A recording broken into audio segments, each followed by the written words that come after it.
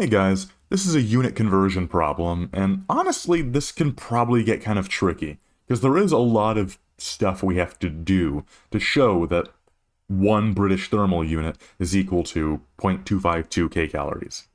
But we can start by recognizing that since it is the heat needed to raise 1 pound of water by 1 degree Fahrenheit, that means that its units can also be written, 1 BTU, its units can be written as 1 pound times 1 degree Fahrenheit.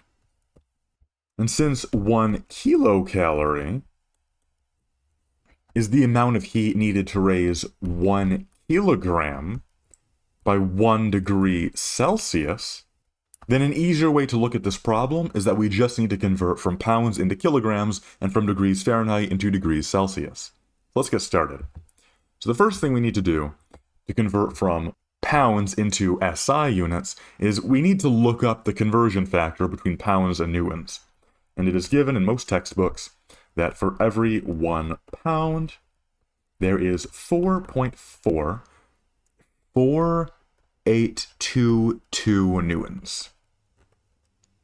So that'll convert us from pounds into newtons. We need to convert from newtons into kilograms. And so we can do this. We're trying to convert from the weight in newtons into mass in kilograms. But we know from our weight equations that weight is just mass multiplied by the acceleration due to gravity. So that means that 1 kilogram, to find 1 kilogram from an amount of newtons, we can just divide by 9.8 meters per second squared, the gravitational acceleration. So that'll convert us from pounds into kilograms, but to convert from degrees Celsius and degrees Fahrenheit, we'll need to know the difference between degrees Celsius and Fahrenheit. And it is that 1 degree Fahrenheit is equal to 5/9 of a degree Celsius. So if we put that into a calculator, then we find 0.2522 kilocalories, which you'll notice is roughly equal to 0.252 kilocalories. So this answers the first part of the problem, showing how it's equal to that number of kilocalories. But the second part, we also need to show how this is equal to 1056 joules.